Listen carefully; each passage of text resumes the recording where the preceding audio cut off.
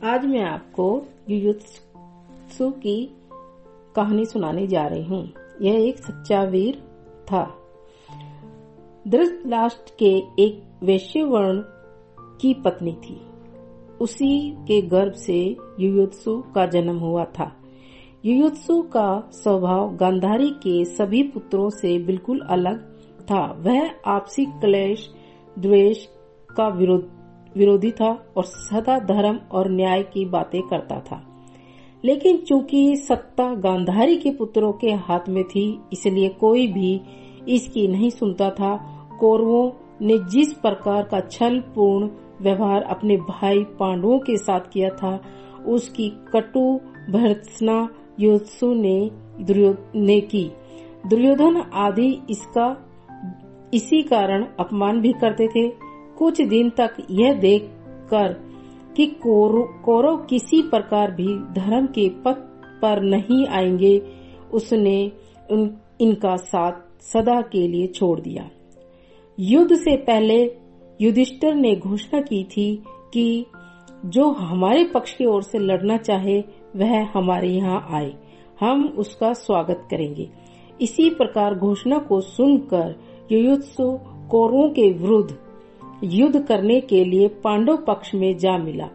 उसे विश्वासघाती भी कहा गया, लेकिन उसने इसकी तनिक भी परवाह नहीं की, क्योंकि उसके सामने परिवार और कुल मर्यादा से ऊपर धर्म और सत्य की मर्यादा थी।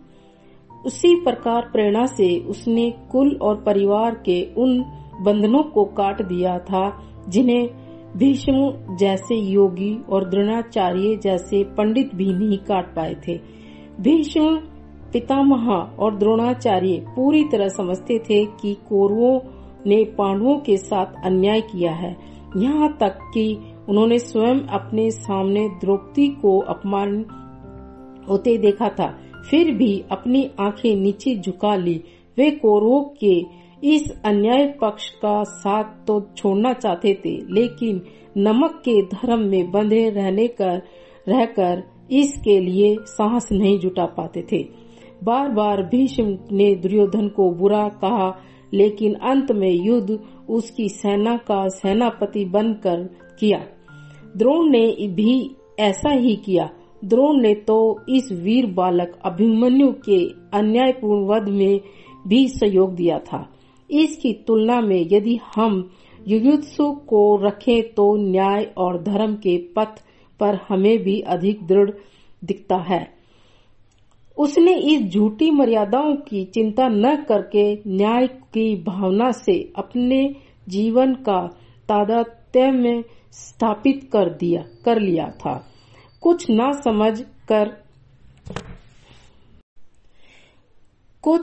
समझ व्यक्ति उसको विश्वासघाती या कुलघाती कहते हैं, लेकिन जीवन के सत्य और विराट आधार भूमि पर चिंतन करने से पता लगता है कि वह बड़ा ही सच्चा शूरवीर था।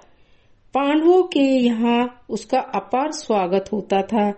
उसने भी पांडवों की ओर से सच्चाई के साथ युद्ध किया था और उनका इतना विश्वास जीत लिया था कि जब परीक्षित को राज्य देकर पांडव हिमालय की ओर चले तो युयुत्सु को परीक्षित का संरक्षण नियुक्त करके चले गए। इन सब को देखकर हमें युयुत्सु के रूप में एक ऐसा पात्र मिलता है जिसे सत्य और धर्म के प्रति अपूर्व दृढ़ता साहस था, जिसने कभी झूठे और बंधनों में बंधकर अपनी आत्मा को नहीं बेचा था। धन्यवाद। कहानी अच्छी लगी हो तो लाइक कीजिए और सब्सक्राइब कीजिए मेरे चैनल कथा परिचय को। धन्यवाद।